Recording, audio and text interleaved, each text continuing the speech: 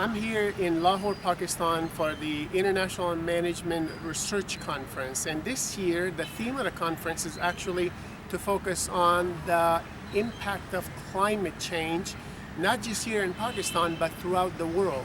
So researchers have come from all over the globe to present their findings and also to focus on what their countries are doing and what they're doing individually, and obviously what corporations are doing to hopefully have a positive impact on the climate and reduce the negative carbon footprint that we're actually leaving in our world. So the goal of the conference is to hopefully create awareness so we can leave this world a little bit better for the next generation. Just in the US alone, 30 to 40% of our food is being wasted. And obviously that's not very good when millions of people are going hungry in the United States and obviously many more around the world. Around 6.8 million people in the US are suffering from a lack of having sufficient food every single night. The global emissions in carbon dioxide have increased over 50% since 1990. That's only over the last 15 to 20 years. That's a huge increase, obviously. As the population rises throughout the world, that's only going to get worse unless we do something about it now. Okay, so let's talk about fossil fuel subsidies. Many corporations are benefiting from these subsidies that are offered by governments. As a matter of fact, the world's largest subsidies are offered by the government of China, which amounts to about $2.3 trillion every single year. United States is the second largest country when it comes to subsidies for fossil fuels. And so the amount of subsidies per year in the United States is about $700 billion, which is obviously a lot. And the third country is Russia with $335 billion annually in subsidies for these corporations.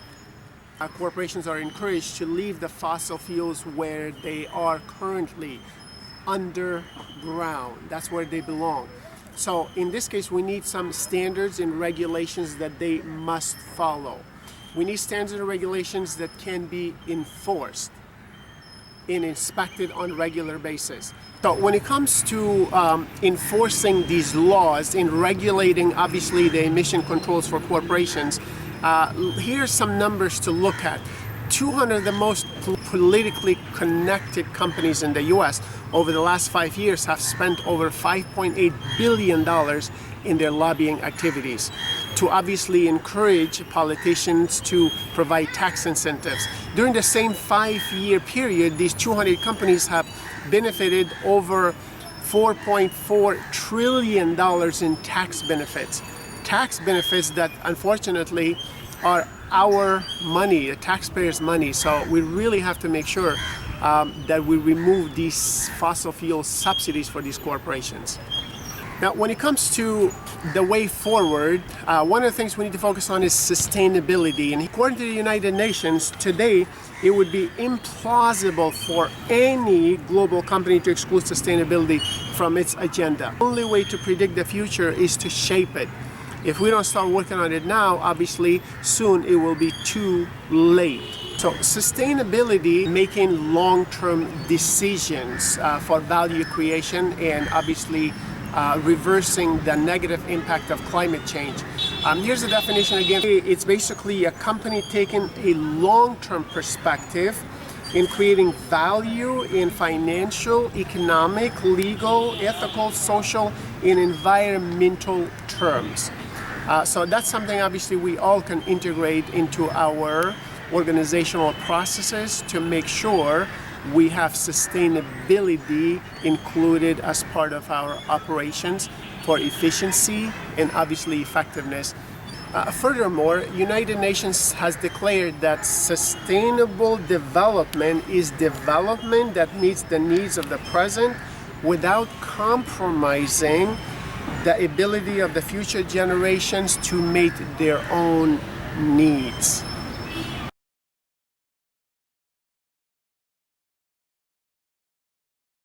Indonesia is the top 3 of GHG emitters in the world. According to World Bank, 75% of GHG emitters come from deforestation and forest fires. People around Indonesia, like for example Malaysia, Brunei and Singapore, has got impacted by the smoke. It's happening because of the pressure of industrial community to open land for plantation, for palm oil industry.